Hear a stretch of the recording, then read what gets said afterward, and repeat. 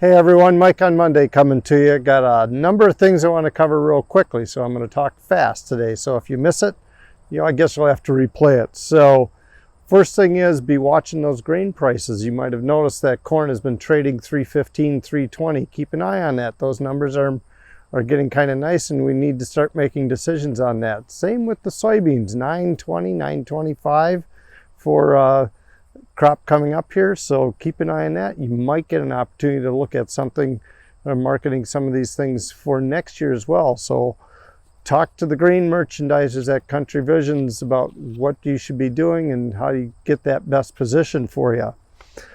Next things, we've got corn silage coming off around the area, maybe a little more so down here in Sheboygan County. We're behind on the planting, but with that said, watch those kernel processors. You're going to notice that the grain is set up a little better this year than it was last year, and you may need to make an adjustment on that processor to make sure we're getting those kernels in the right condition, meaning squished, chipped, etc., etc.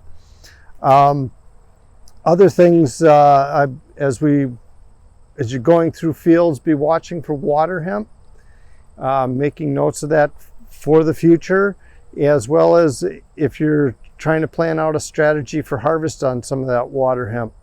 Pick the cleanest fields first if you can and combine those first, saving the dirtiest ones for last. And I think I mentioned last week the 3 places on the combine that you want to be watching the closest for clean out would be the head, the feeder house, and the rock trap.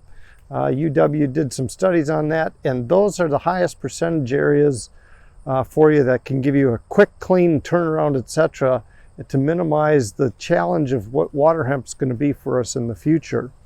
Other things that I wanted to point out, corn to the north of us, we saw some frosts in the state this past week. So what's that going to be doing to our crop? Well, that all depends at what stage it's at. So as an example, if you're at about half milk line or so on your kernels, that potentially 10%. If you're at early dent, 25% potential damage exists in here. So it all depends on how much of this plant gets shut down. So if you take a plant like this, this is from across the road. I've got 2 different strategies of growing corn here. This one, lower input concept. You can see that I've got a lot more northern corn leaf blight on there. This really can also give you the same challenge of what frost is doing. As we lose this leaf tissue, we have less photosynthesis going on, pushing nutrients into here. As well as you can see, the top is starting to fire, the bottom is fired, etc., etc. So it's running out of gas. It's stealing all the nutrients it can to try and finish this ear, versus this strategy over here, a stronger nutrient package, as well as some fungicide put into it. And you can see that we've got cleaner, healthier condition, not perfect, but this fungicide was put on pretty early at about V10, V9, somewhere in that strategy. It kept it cleaner longer, and we're seeing that we're setting up a bigger ear, a thicker ear, with a lot more stalk strength in that equation. So depending on how your field is set up or how it's reacted to the environment, we can start now taking a look at which fields need to come off earlier than others. Do I have the stalk strength to last a while, or did I get shut down early?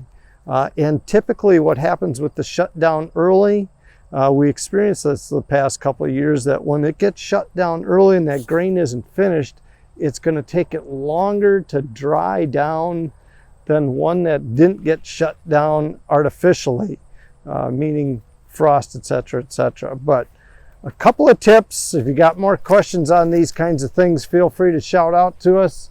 We'd help you out with those. I guess today was supposed to be sunny, but we're smoke covered, so it's a challenge for a lot of folks out west, but we'll get through this part on our end. Get back, be safe out there. For our city cousins, we got a lot of heavy equipment moving. greasy conditions. We got some mud yet to deal with, so give us a little extra time, a little extra room.